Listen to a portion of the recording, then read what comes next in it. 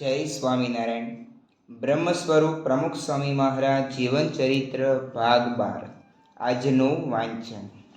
સદા સ્વસ્થ સૂત્રધાર. આ અરસામાં તબીબી સૂચના અનુસાર વિશ્રામ લઈ રહેલા સ્વામીશ્રી તેઓનો વિશેષ સમય ભક્ત ચિંતામણીના શ્રવણમાં વિતાવતા. તેઓ માટે ઈષ્ટદેવના લીલા ચરિત્રો જ ઉત્તમ ઉપચાર હતા. તેથી કલાકોના કલાકો સુધી તેનું રસપાન કરવામાં સ્વામીશ્રી કદી ન થાકતા. તેની વચ્ચે તેઓએ તારીખ 8/7ની બપોરે ધર્મચરણદાસ સ્વામીને પોતાના ઓરડામાં બોલાવી સૂચના આપી કે આપણે આજે ગુરુ પૂનમ માટે બોચાસણ જવાનું હતું, પણ હવે જઈ શકાય એવું નથી, તો બોચાસણ ફોન કરી દેજો. અત્યારે સભા મંડપ બંધાતો હોય તો જરૂર પૂરતો જ બાંધવો એમ કહેવું. ત્રીજી માર્કી એટલે મંડપ બાંધી ન હોય તો હવે ન બાંધે, જેથી નકામો ખર્ચ ન થાય. એ જ રીતે બેંગ્લોરની સંસ્થાકીય નવી જમીનને ફરતી દિવાલ ચણવા અંગે સ્વામીશ્રીએ જણાવ્યું. દિવાલની ડિઝાઇન અને તેનો અંદાજિત ખર્ચ મોકલી આપે એમ કહેજો. આમ ગંભીર બીમારીમાં પણ સંસ્થાના સંચાલનનું સૂત્ર લેશ ઢીલું થવા ન દેનારા તેઓ પાસે આ સમયે મહંત સ્વામી આવ્યા. આફ્રિકાનો ધર્મ પ્રવાસ ખેડીને પધારેલા તેઓને જોઈ સ્વામીશ્રી રાજી થયા. તે પ્રસન્નતા સાથે તેઓ જ્યારે તારીખ 9/7ની સવારે મંદિરમાં દર્શને પધાર્યા ત્યારે તેઓએ નીલકંઠ વર્ણી પર અભિષેક કરવાની ઈચ્છા સામેથી જ વ્યક્ત કરી. પરંતુ આ સમયે વ્હીલચેરમાં બિરાજેલા તેઓનો હાથ અભિષેક માટે મહારાજના મસ્તક સુધી આસાનીથી પહોંચે તેમ નહોતો. તેથી સંતોએ ચરણારવિંદને જ પખડાવવાની વાત કરી. પણ આ વિનંતી તો સ્વામીશ્રીના ભક્તિ પ્રવાહમાં ક્યાંય તણાઈ ગઈ અને તેઓએ સહેજ ખેંચાઈને પણ નીલકંઠ વર્ણીના શિર પર જલધારા પધરાવી. આમ કરતી વખતે ધ્રુજી રહેલો સ્વામીશ્રીનો હાથ તેઓની પ્રેમ ભક્તિનો પુરાવો આપતો રહ્યો. આ ક્રમ તારીખ 11/7ની સવારે પણ પુનરાવર્તિત થયો. અલબત્ત આજનો અભિષેક ઐતિહાસિક પુરવાર થવાનો હતો, કારણ કે સ્વામીશ્રીના વરદ હસ્તે સંસ્થામાં સૌ પ્રથમવાર પ્રતિષ્ઠિત થયેલા નીલકંઠ વર્ણી પર સ્વામીશ્રીની દ્વારા તે છેલ્લો અભિષેક બની રહેવાનો હતો. પરંતુ આ હકીકતથી અજાણ સંતો ભક્તોએ તો જ્યારે સ્વામીશ્રી અભિષેક કરવા લાગ્યા ત્યારે તેઓના નિરામય સ્વાસ્થ્ય માટે ધૂનનો ધોધ વહેવડાવી દીધો. તેથી આજે આવેલી દેવપોઢી એકાદશી ભીંજાઈ ગઈ. બલિના બંધનમાં જકડાયેલા ભગવાન 4 મહિના સુધી શયન માટે પધારે છે એવી પૌરાણિક કથા છે. આજના એ દિવસે સ્વામીશ્રી પણ બલિના સ્થાન ભરૂચથી નીકળી હવે સ્વાસ્થ્યની સ્થિરતા માટે જરૂરી વિશ્રામ લીલા ગ્રહણ કરવા મુંબઈ જઈ રહેલા. તે માટે તેઓની ગાડી મંદિરની પાછળ આવેલા દરવાજે પહોંચી ત્યાં સ્વામીશ્રીની દ્રષ્ટિ અહીં બંધાયેલા બાથરૂમના બ્લોક પર ગઈ. તેની દિવાલ પરના રંગકામમાં તેઓને ઉણપ જણાતા તેઓએ આ બાબતે વ્યવસ્થાપક સંતનું ધ્યાન દોર્યું. સ્વાસ્થ્યની ગંભીરતાને થાળે પાડવા જઈ રહેલા સ્વામીશ્રીની કુશળ કાર્યશૈલીએ મંદિરના એક ખૂણે રહી ગયેલી સાધારણ અધૂરપને પણ નિવારી દીધી. સેવામાં કેટલી સજાગતા, પૂર્ણતા પ્રત્યે કેટલી પ્રતિબદ્ધતા, શિથિલ સ્વાસ્થ્યમાં પણ કેટલી સ્વસ્થતા. અંતિમ રેલવે પ્રવાસ. સ્વામીશ્રીની ભરૂચથી મુંબઈ સુધીની મુસાફરી માટે ગુજરાત એક્સપ્રેસમાં ખાસ સલૂન જોડવામાં આવેલું. કેન્દ્રીય રેલવે મંત્રીના સહકારથી મળેલી આ વ્યવસ્થા મુજબ સલૂન જે પ્લેટફોર્મ પર ઊભું રહેવાનું હતું ત્યાં પહોંચવા માટે રેલવેની ફાજલ પટરી પર સેતુ રચવામાં આવેલો. તે દ્વારા સ્વામીશ્રીની વ્હીલચેરને નિર્ધારિત જગ્યાએ લાવવામાં આવી ત્યારે અહીં સ્ટેશન પણ ભક્તોની ભીડથી છલકાઈ ગયેલું. સ્વામીશ્રીની એક ઝાંખી પામવા સત્સંગીઓ ઉપરાંત ગુણાનુરાગીઓ પણ તલસતા હતા. આવો જ કંઈક ભાવ અનુભવતા રેલવે અધિકારીઓએ સ્ટેશન પર સ્વામીશ્રી માટે સઘળી સુવિધા ઉપલબ્ધ કરી દીધેલી. સલૂણમાં પણ સત્સંગી ટીટી શ્રી રાજુભાઈ બ્રહ્મભટ્ટ તથા દિલ્હીથી આવેલા રેલવે કર્મચારીઓએ જરૂરી સાનુકૂળતા કરી રાખેલી. તે કારણે સ્વામીશ્રી સહેલાઈથી ગાર્ડના ડબ્બાની આગળ જોડવામાં આવેલા સલૂનમાં પ્રવેશ્યા. તે સાથે જ આશરે 10:15 વાગ્યાના સુમારે ટ્રેને સ્ટેશન છોડ્યું. પણ સ્વામીશ્રીને વળાવવા આવેલા ભક્તોની સ્થિતિ તો જતા ઘેર ચાલે નહીં પાય ની બની રહી. અજંપો અને આરત ભરેલા હૈયે સૌ આ અગ્નિરથને ક્ષિતિજમાં વિલીન ન થયો ત્યાં સુધી તાકી જ રહ્યા. ટ્રેનના આ પ્રવાસ દરમિયાન સ્વામીશ્રી ગુરુ સ્મૃતિમાં ગરકાવ બન્યા. શાસ્ત્રીજી મહારાજે અમદાવાદથી બોટાદ સુધી સલૂનમાં કરેલી મુસાફરીના સંસ્મરણો વાગોળવામાં તેઓને સામે મુકાયેલું ફરાળી ભોજન પણ ગૌણ થઈ ગયું. વળી તેઓની આ ટ્રેન યાત્રાની જાહેરાત પ્રચાર માધ્યમોએ ચમકાવી દીધી હોવાથી સ્ટેશને સ્ટેશને સત્સંગીઓના સંઘ ઉમટતા રહ્યા. તેઓને દર્શન આપવા સ્વામીશ્રી તો પધારી શકે તેમ નહોતા, પરંતુ તેઓ પ્રત્યેક વિરામ સ્થાને હરિકૃષ્ણ મહારાજને દર્શનદાન દેવા મોકલી આપતા. આ રીતે સુરત, નવસારી, બિલીમોરા, અમલસાડ, તાપી વગેરે સ્ટેશનોને ધન્ય કરતા સ્વામીશ્રી બપોરે 3:57 વાગ્યે દાદર સ્ટેશને આવી પહોંચ્યા. અહીં રેલવે અધિકારીઓએ પ્લેટફોર્મને ધોવરાવી તે પર લાલ જાજમ બિછાવી દીધેલી. આ સ્વાગત સ્વીકારી સ્વામીશ્રી મંદિરે પધાર્યા. અત્રે દર્શન બાદ તેઓ ઉતારામાં બિરાજ્યા ત્યારે તબીબીઓએ નાડી પરીક્ષણ કર્યું. તે સંતોષકારક જણાતા સૌ આનંદ સાથે આશ્ચર્ય પામ્યા.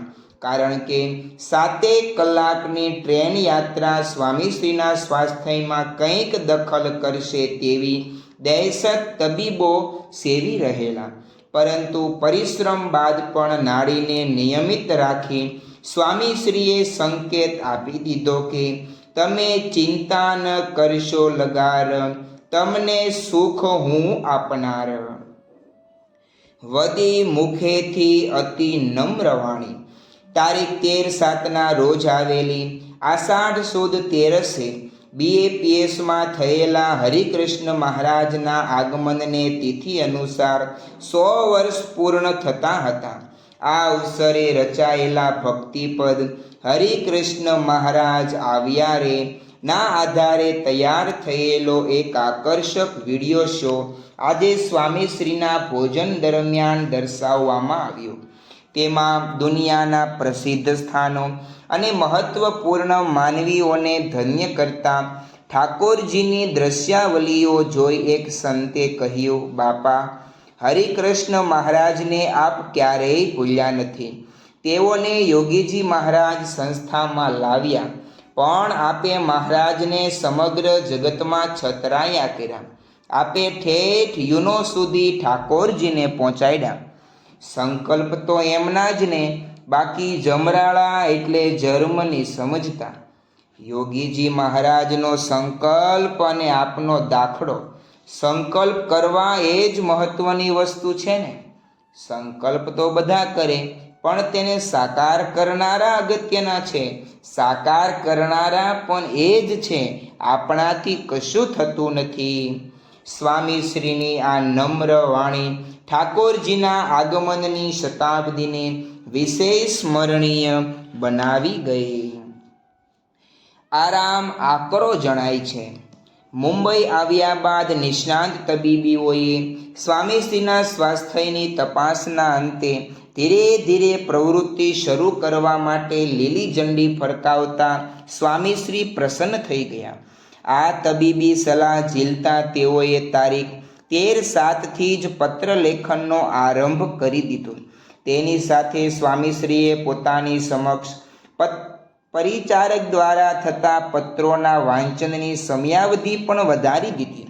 અલબત્ત હજી એ તકેદારીના પગલાં રૂપે પૂજા તથા જાહેર સભાના કાર્યક્રમ અને મીટિંગ, મુલાકાત કે ફોન પર વાતચીત પરની પાબંદી જારી રાખવામાં આવી. આ ક્રમમાં તારીખ 14/7ની સાંજે 5:01 વાગે વિશ્રામમાંથી જાગેલા સ્વામીશ્રીએ 7:15 વાગ્યા સુધી સતત પત્ર વ્યવહાર ચલાવ્યો.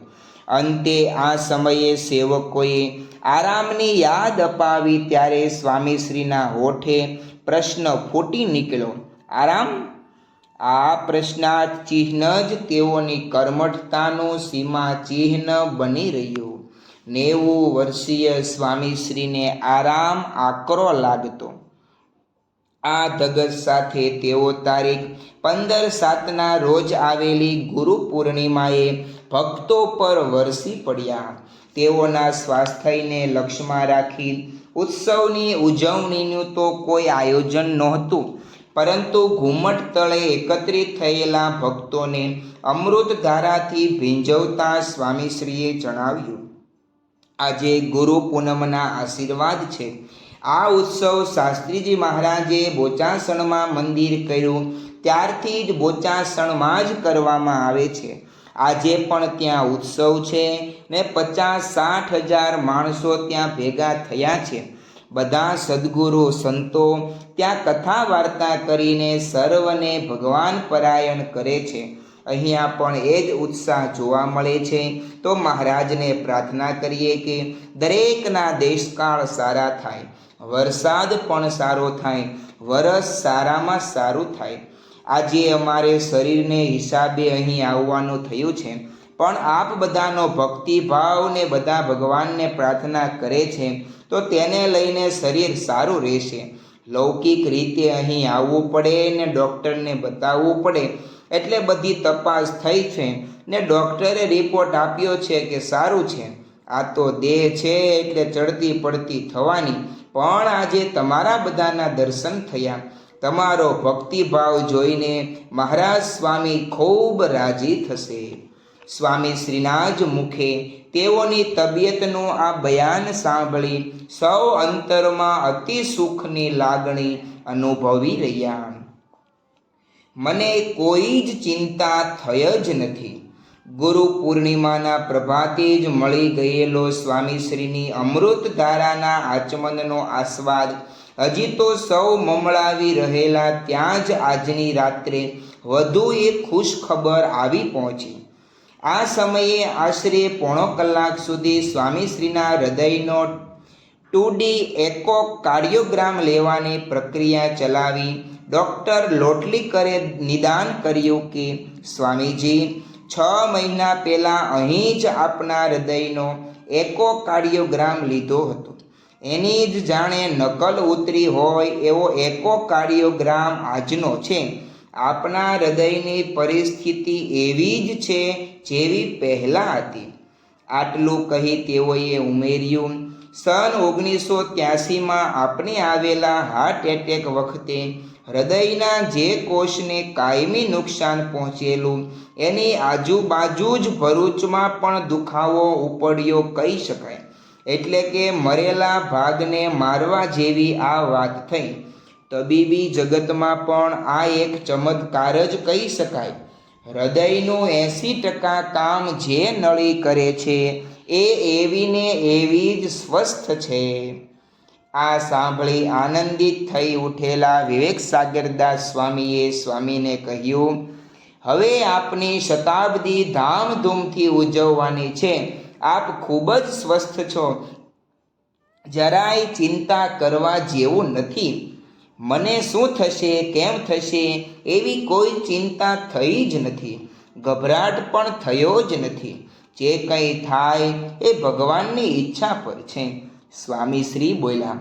તેઓનો આ ઉદ્ગાર સંત સદા નિર્ભય નિશ્ચિત, જેને પ્રગટ પ્રભુ શું પ્રીત રૂપે સ્વામીશ્રીની પ્રતિભા ઉઘાડી ગયો. શ્રી સ્વામિનારાયણ ભગવાનની જય. આગળનું વાંચન આપણે આવતીકાલે કરીશું. ત્યાં સુધી સર્વે હરિભક્તોને જય સ્વામિનારાયણ.